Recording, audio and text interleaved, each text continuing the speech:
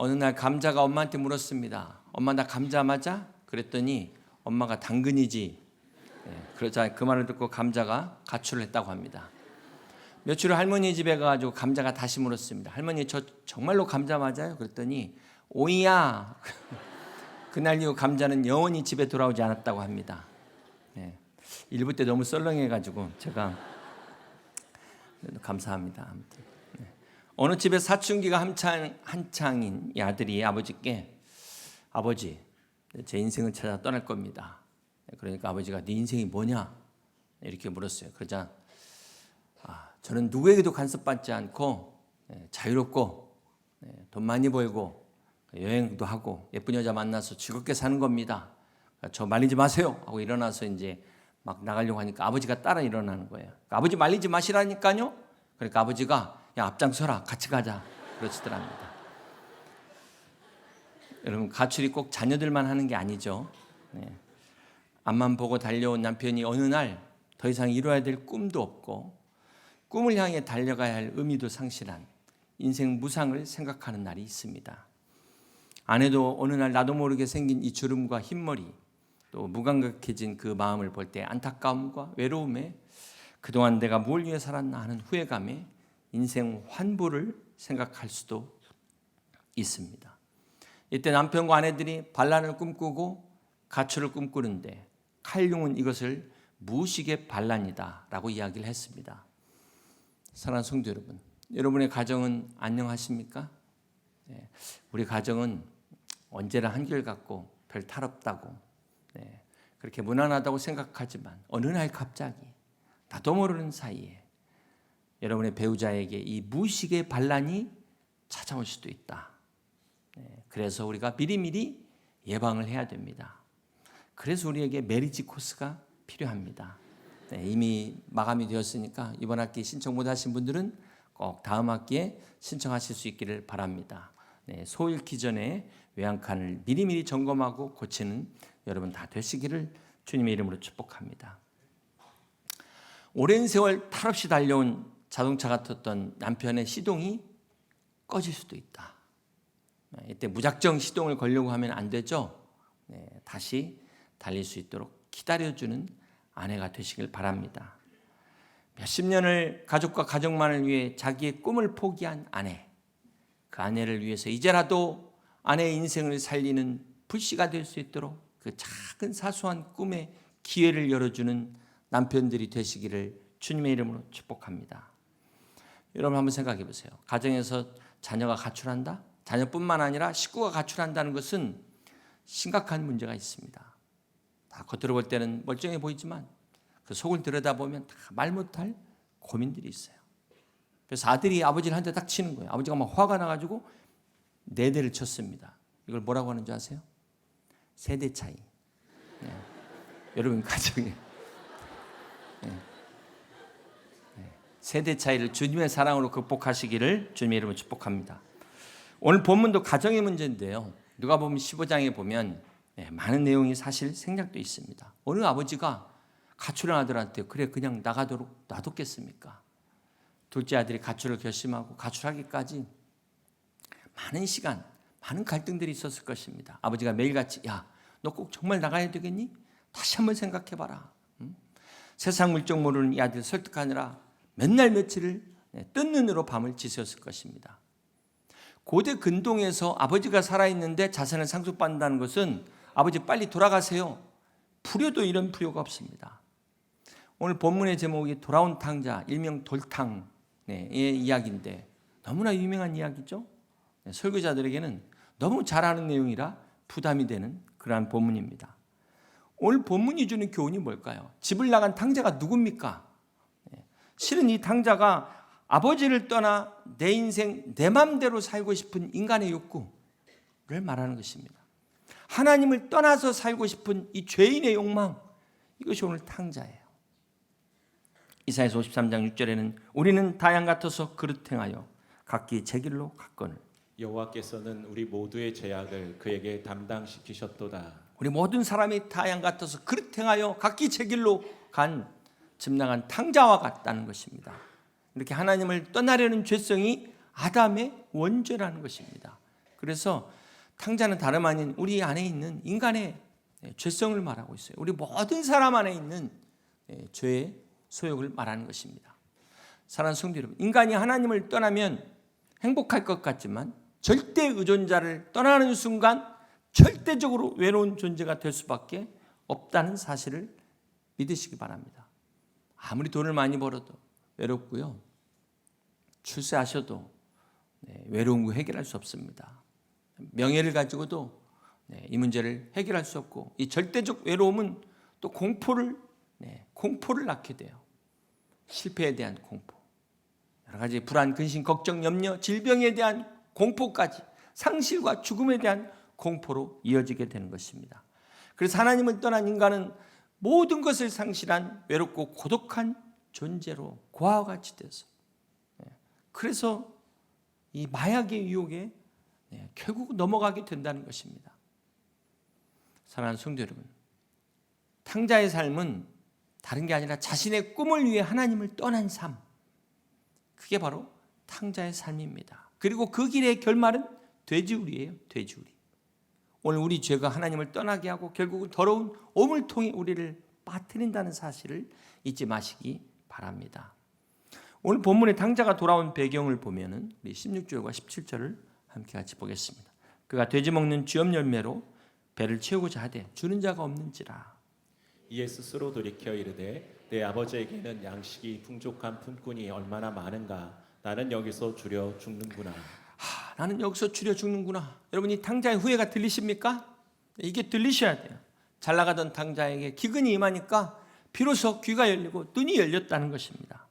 지금 세상은 우리에게 돼지 먹는 사료도 안 주는데 우리 아버지는 품꾼들에게까지 양식을 주는 그 풍성한 아버지, 이 아버지를 나가서 깨달았다는 거예요. 고생하니까 깨달았다는 것입니다. 어쩌면 이 탕자에게 돈이 남아있다면 지금까지 안 돌아오고 있을지 모릅니다. 믿었던 게 떨어지니까, 돈이 떨어지니까 비로소 깨닫게 되었다는 것입니다. 오늘 우리도 마찬가지. 우리가 잘 나갈 때는 아무 생각이 없어요. 들리질 않습니다. 그런데 눈앞에 닥친 이 기근, 이 고난, 이것이 우리의 영적인 눈을 뜨게 하고 영적인 귀가 열리게 한다는 것입니다. 그래서 때로는 어떤 분에게는 이 돈의 기근을 경험하기도 하고, 건강의 기근을 경험하기도 하고, 자녀의 기근, 부모의 기근, 이걸 우리가 해결할 수 없는 이 기근을 통해서 오늘 우리가 천부여 의지 없어서 손들고 주님 앞에 나오게 된다는 거예요.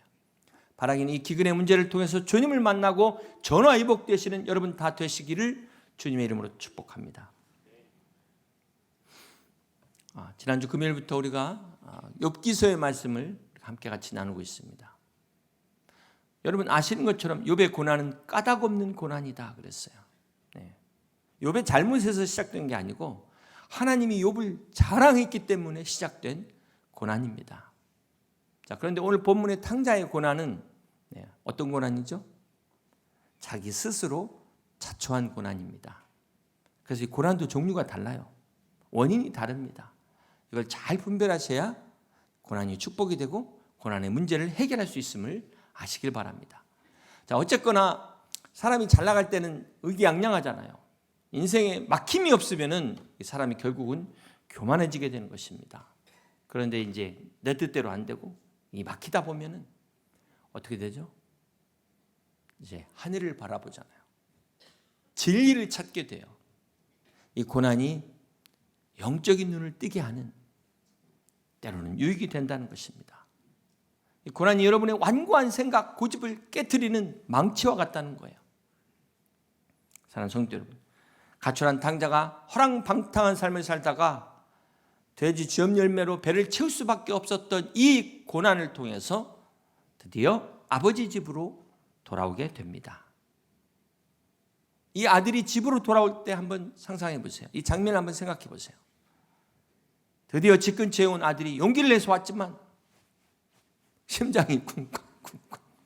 아버지의 분노를 생각하니까 막 이 두려운 마음에 어쩔 줄 모르겠는데, 그래서 집 근처가 왔는데도 가지를 못하고 서성이고 있지 않았을까요?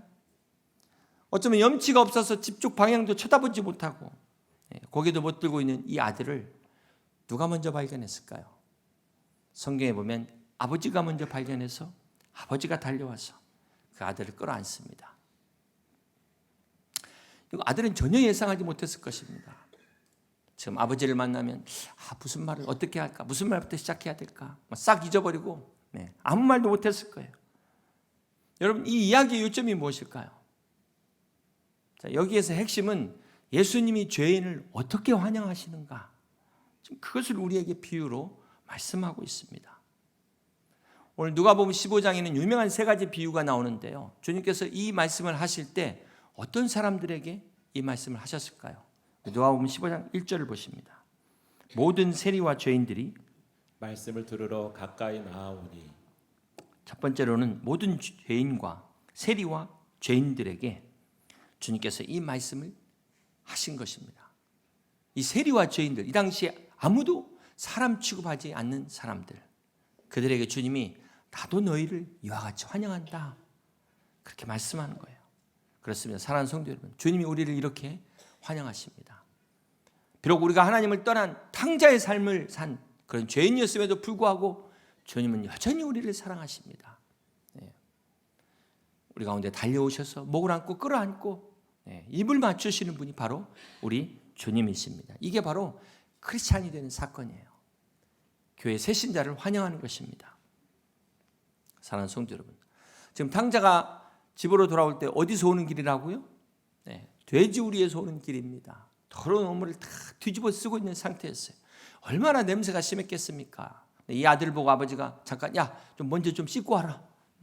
너 저기 돼지랑 가까이 있었으니까 부정 탔으니까 7일간 정결예식 하고 나서 7일 후에 보자. 그러지 않았다는 거예요. 냄새나는 그 아들을 그대로 끌어안았다는 것입니다.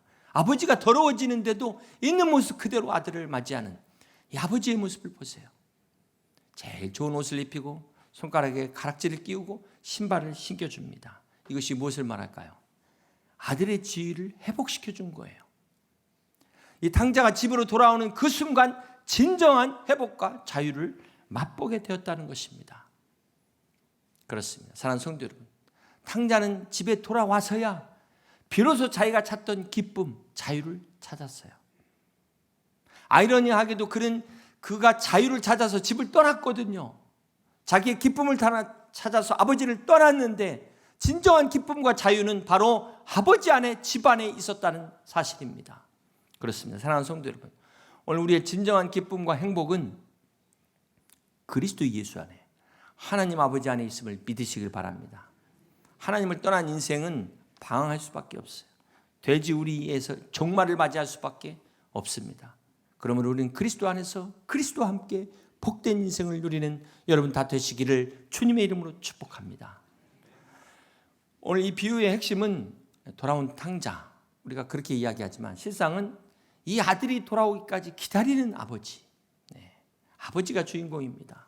탕자를 용서하고 잔치까지 베푼 이 아버지. 그런데 여기에 반전이 있어요. 일반적으로 우리는 맏아들은 착한 아들이라고 생각하고 둘째 아들은, 탕자는 나쁜 아들이라고 생각을 합니다. 그런데 오늘 말씀을 잘 보면 결과적으로 이 둘 다 사실은 다 잃어버린 아들이었다는 것입니다. 오늘 비유 속에 잃어버린 탕자가 한 명이 아니라 두 명이었다는 것을 말씀하고 있어요. 사랑하는 성도 여러분, 오늘 본문의 하이라이트가 뭘까요? 이 탕자가 돌아오는 그 순간, 이게 하이라이트인데요.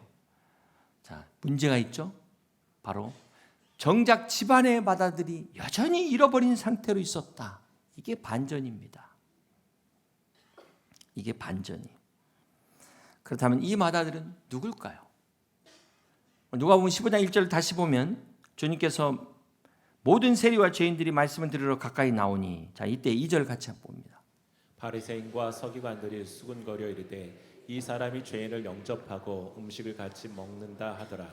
여기 바리새인과 서기관들이 바로 맏아들이라는 것입니다. 바리새인과 서기관들이 주님이 죄인과 함께 하는 것을 보고 막 수군거리는, 자, 이들에게 비유로 주님이 이 이야기를 말씀하셨어요. 여러분, 맏아들은 지금 동생이 돌아와가지고 송아지 잡은 아버지를 보고 지금 어떤 감정을 느껴요? 분노했다 그랬어요. 분노. 동생이 돌아왔는데도 지금 바깥에서 들어오기를 거부하고 있는 것입니다. 지금 완전히 거꾸로 됐죠. 두 아들의 자리가 지금 뒤바뀌었어요. 여기서 우리가 맏아들의 문제가 무엇입니까? 네. 맏아들의 한 이야기를 보면은 알 수가 있는데 29절 볼까요? 뭐라고 이야기합니까? 아버지께 대답하여 이르되 내가 여러 해 아버지를 섬겨 명을 어김이 없거늘 내게는 염소 새끼라도 주어 내 벗으로 즐기게 하신 일이 없더니. 이 말 한마디에서 이 맏아들의 마음을 알 수 있죠. 네. 맏아들이 중요한 건 지금 자신밖에 안 보이는 겁니다. 자기는 아버지 곁에서 하루 종일 일했는데 이 동생하고 똑같이 취급받는 게 싫었어요. 특별하게 인정받기를 원했습니다. 어쩌면 동생이 나간 게 잘 됐다 속으로, 내가 돋보일 기회가 왔다, 아버지 사랑 독차지할 기회다, 이렇게 생각했을지도 모르겠어요. 이 맏아들은 애초부터 아버지의 마음에는 관심이 없었다는 것입니다. 이것을 우리는 자기 사랑이다, 자기 만족이다, 성경은 자기의다, 이렇게 이야기합니다. 결국 이 맏아들, 큰아들은 아버지를 사랑하는 것이 아니라 자신을 사랑하는 것입니다. 그래서 집안에 잃어버린 탕자가 되고 말았습니다. 사랑하는 성도 여러분, 오늘 이 비유가 단지 바리새인들, 서기관들만 해당될까요? 마가복음 7장 6절에 보면 이르시되 이사야가 너희 외식하는 자에 대하여 잘 예언하였도다 기록하였으되. 이 백성이 입술로는 나를 공경하되 마음은 내게서 멀도다. 지금 입술로는 하나님을 공경하고 찬양하고 마음은 멀리 떨어진 이스라엘 백성의 모습이 바로 이 맏아들의 모습이라고 말씀하고 있는 것입니다. 이 맏아들과 같은 바리새인들의 모습이 오늘 우리의 모습일 수 있다, 성경이 이것을 말씀하고 있습니다. 사랑하는 성도 여러분, 오늘 이 맏아들이 우리에게 주는 교훈이 무엇입니까? 오늘 우리가 교회에서 신앙생활하는 이유가 무엇입니까? 여러분, 왜 봉사하세요? 왜 헌금하십니까? 그게 누구를 위한 것입니까? 여러분, 무엇이든 어떤 것을 하시든 하나님을 사랑하기 때문에 하지 않는다면 그것은 다 결국은 자기 사랑이라는 것입니다. 자기 만족이라는 거예요. 자기 의를 쌓는 것입니다.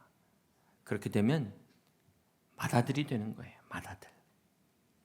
우리가 이렇게 맏아들처럼 살다 보면 이 맏아들은 밖에 있는 게 아니라 집 안에 있는 성도들을 말하는 거예요. 우리가 그렇게 살다 보면 어떻게 해요? 서운한 일밖에 없어요. 섭섭한 일밖에 없습니다. 그러다가 어떻게 돼요? 언젠가는 폭발하게 돼 있어요. 하나님을 원망하게 돼 있어요. 하나님께 따지게 돼 있다는 것입니다. 여러분, 오늘 본문에 맏아들이 분노한 이유가 뭘까요? 결국은 돈 문제입니다. 유산 때문에 그래요. 지금 가출한 동생은 자기 그 유산을 다 받아갖고 나갔거든요.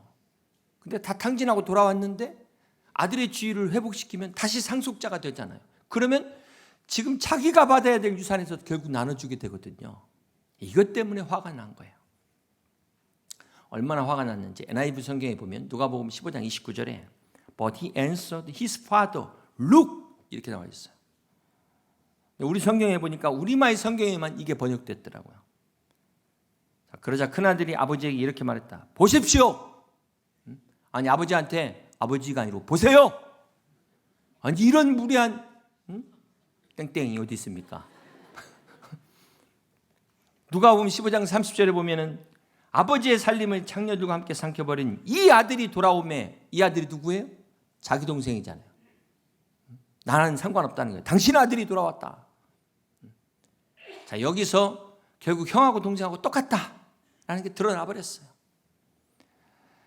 단지 자기 뜻을 관철하는 방법만 달랐을 뿐이지 똑같이 아버지보다 재물을 사랑했어요. 큰아들도 마찬가지였다는 것입니다. 이 맏아들이 아버지에게 뭐라고 얘기했어요? 내가 아버지의 명을 어김이 없거늘, 아버지 어찌 이럴 수 있습니까? 지금 이 얘기잖아요. 이 말 속에 자, 맏아들의 문제가 뭘까요? 착하게 산 게 문제예요. 아버지의 명을 다 지킨 것이 이 큰아들에게는 자기 의가 되어버렸어요. 여러분, 이 맏아들과 아버지를 갈라놓은 게 죄가 아닙니다. 오히려 의의를 쌓은 게 문제가 됐어요. 맏아들이 열심히 산 것이 오히려 아버지와 사이를 갈라놓았다는 것입니다. 이게 바리새인의 문제예요. 사실 바리새인들은 얼마나 율법을 잘 지키는 사람들입니까? 오히려 칭찬을 받아야 돼요. 그런데 그들이 책망받은 이유가 무엇입니까?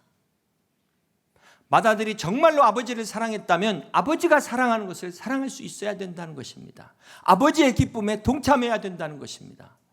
동생이 이뻐서가 아니에요. 당연히 미움받아야 되지만 아버지가 사랑하니까 사랑하는 것입니다. 아버지 때문에 환영해야 되는 것입니다. 이게 아버지의 마음이라는 거예요. 사랑하는 성도 여러분, 오늘 우리가 자문해야 될 것이 있습니다. 과연 우리는 어떤가요? 여러분, 하나님을 사랑하십니까?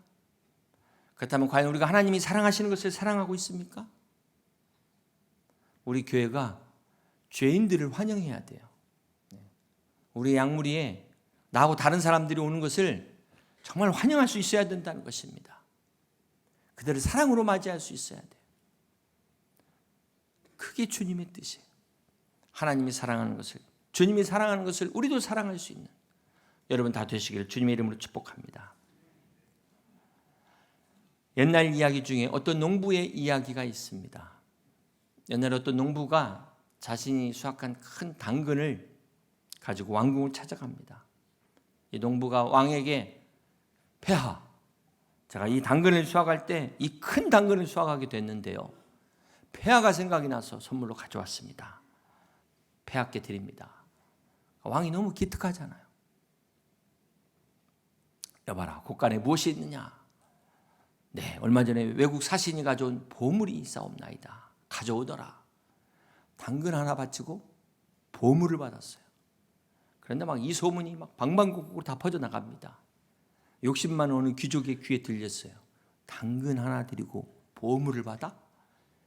그러면서 귀가 쏠깃해서 자기는 뭘 드릴까 고민하다가 나는 말을 드려야겠다. 말. 그래서 최고의 말을 가지고 신이 나서 이제 막 상상을 하면서 뭘 받을까 기대하면서 왕에게 찾아옵니다. 그리고 왕이시여, 이 멋진 말을 보시옵소서. 왕을 위한 저의 선물입니다. 그랬더니 왕이 신하에게, 여봐라, 곳간에 뭐가 들어왔느냐? 예, 얼마 전에 당근이 들어왔습니다. 그러더래요. 가져오너라. 여러분, 하나님께 헌신할 때 우리가 순수한 마음으로 하셔야지, 조건적인 헌신은 주님이 기뻐하지 않습니다. 유명한 기독교 작가 필립 얀시가 경건병을 이야기한 적이 있어요. 경건병. 무슨 말일까요? 우리가 병을 고치려고 병원에 갔는데 병원에 가가지고 생각지 않는 병을 걸릴 수가 있죠. 그런 것처럼 경건의 병도 있다는 것입니다. 기도 너무 많이 해갖고 생기는 병. 사실 이게 제대로 하면 이렇게 될 수가 없는 건데요. 성경을 너무 많이 읽어가지고 생기는 이 교만한 병. 내 열심 때문에 생기는 병. 이게 오히려 하나님과 멀어지는 바리새인의 병. 오늘 맏아들의 병이라는 것입니다. 사랑하는 성도 여러분, 신앙의 위기는 집을 나간 탕자, 이것도 문제지만 집안의 탕자, 더 큰 문제. 왜냐하면 집을 나간 탕자는 그래도 주제 파악을 했어요. 그런데 집안에 있는 탕자는 여전히 주제 파악을 못하고 자기의 잘못을 깨닫지 못하고 있다는 것입니다. 오늘 본문의 결론은 이 맏아들과 둘째 아들 둘 다 탕자였다. 두 형제가 다 똑같았다. 아버지의 마음과는 거리가 멀어져 있는, 둘 다 아버지를 이용하려고 했을 뿐이에요. 아버지의 유산에만 관심이 있었어요.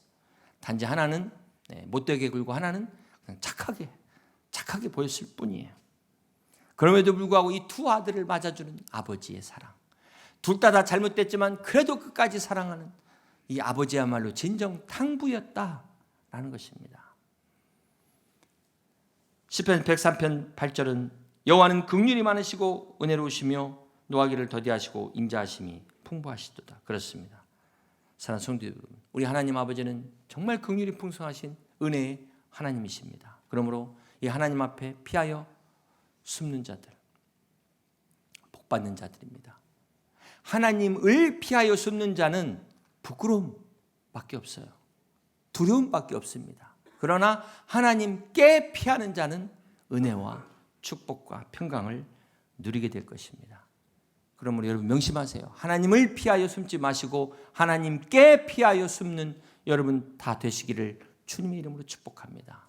하나님의 날개 아래 진정한 안식과 평안을 누리는 여러분 다 되시기를 주님의 이름으로 축복합니다. 이제 말씀을 정리합니다. 오늘 이 본문의 마지막 부분에 결말이 없어요. 여러분 과연 이 두 형제가 화해했을까요? 왜 예수님은 이 이야기의 마무리를 끝까지 말씀하지 않으셨을까요? 왜 그러셨을까요? 그것은 지금 이 이야기의 맏아들이 누구라고 그랬어요? 지금 이 이야기를 듣고 있는 바리새인들과 서기관이라고 그랬습니다. 주님은 이들이 주님의 이 말씀에 반응하도록 결말을 내리지 않았다는 사실입니다. 그렇습니다. 사랑하는 성도 여러분, 오늘 말씀의 결론도 제가 내리는 게 아니고 여러분이 내리셔야 됩니다. 여러분이 이 말씀 앞에 응답하시는 것이 반응입니다. 여러분의 결단으로 오늘 이 말씀에 결론을 내릴 수 있기를 주님의 이름으로 축복합니다. 둘째 아들처럼 자신만의 꿈을 쫓아 하나님의 품을 떠났다면 돌아오시기 바랍니다. 맏아들처럼 자기의 의를 쌓는 율법 안에서 다른 사람을 판단하고 정죄했다면 회개하시길 바랍니다. 그리고 이제부터는 내 의가 아닌 하나님의 의를 세우는 여러분 되시기를 바랍니다. 사랑하는 성도 여러분, 이제는 돌아가야 될 시간이에요. 하나님의 긍휼을 입어야 될 때입니다. 은혜 받을 때, 구원 받을 때, 이 때를 놓치지 마시고 주님의 기쁨을 함께 누리는 여러분 다 되시기를 주님의 이름으로 축복합니다. 오늘 두 탕자의 이야기는 귀향 축제로, 잔치로 끝나고 있어요. 여러분 성경의 제일 마지막 계시록에도 보면은 축제로 끝나죠. 잔치로 끝납니다. 바로 어린 양의 혼인 잔치예요. 우리의 죄를 용서하시고 우리를 영원한 하나님의 나라, 하나님의 집으로 인도하신 그 잔치의 주인공은 바로 예수 그리스도이십니다. 여러분 주님이 이 땅에 오셔서 공생애를 시작하실 때 그 첫 번째 사역이 바로 가나의 혼인잔치였습니다. 예수님의 취임식도 혼인잔치였어요. 그렇습니다. 그러므로 예수님의 구원은 잔치예요. 축제입니다. 그래서 예배도 잔치가 되어야 되고 예배도 축제가 되어야 됩니다. 그냥 조용히 있다가 하시면 안 되는 거예요. 교회에 올 때마다 우리는 잔치를 해야 되고 축제를 해야 되는 것입니다. 여러분 이 잔치에 들어오셔서 잔치를 누리세요. 잔치에 함께 하실 수 있는 여러분 되시길 바랍니다. 한 사람도 밖에서 방황하지 마시고 소외되지 마시고 시험에 들지 마시고 이 안에서 이 기쁨을 함께 누리는 여러분 다 되시기를 주님의 이름으로 간절히 축원합니다. 우리 찬양하실 때 아버지 당신의 마음이 있는 곳에 나의 마음이 있기를 원합니다. 오늘 이 가사가 우리의 기도와 우리의 고백이 되기를 주님의 이름으로 축복합니다.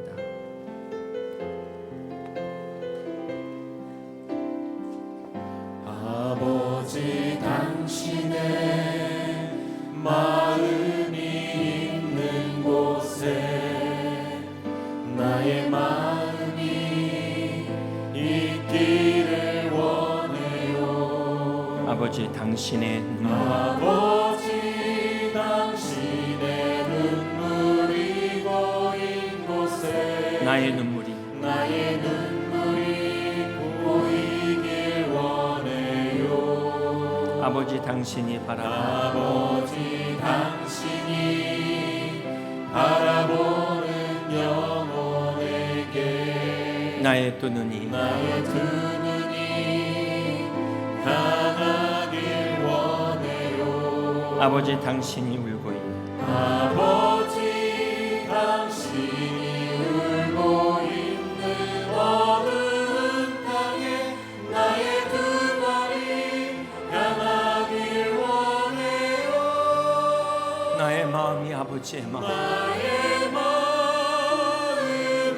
아버지의 마음 알아. 내 모든 뜻 내 모든 뜻 아버지의 뜻이 될 수 있기를. 나의 온 나의 몸 온 몸이 아버지의 마음 알아. 내 모든 삶 내 모든 삶 당신의 삶 되기를.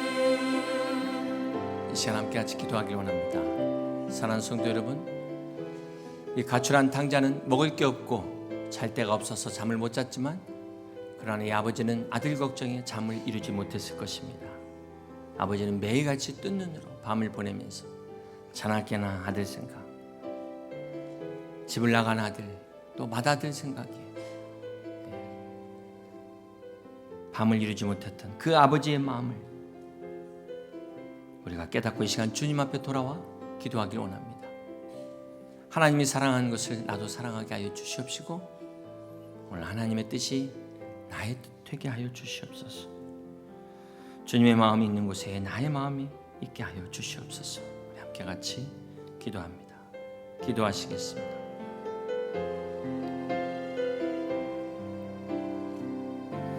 아버지, 당신의 마음이 있는 곳에 나의 마음이 있기를 원해요. 아버지, 당신의 눈물이 보인 곳에 나의 눈물이 보이길 원해요. 아버지, 당신이 바라보는 영혼에게 나의 두 눈이 향하길 원해요. 아버지, 당신이 울고 있는 어두운 땅에 나의 두 발이 향하길 원해요. 나의 마음이 아버지의 마음 알아.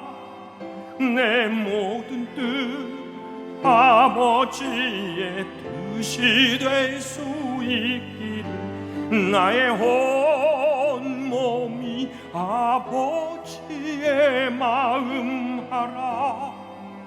내 모든 삶 당신의 삶 되기를. 다 같이 일어나서 아버지, 당신의 마음이 있는 곳에 나의 마음이 있기를 원해요. 아버지, 당신의 눈물이 보인 곳에 나의 눈물이 보이길 원해요. 아버지, 당신이 바라보는 영혼에게 나의 두 눈이 향하길 원해요. 아버지, 당신이 울고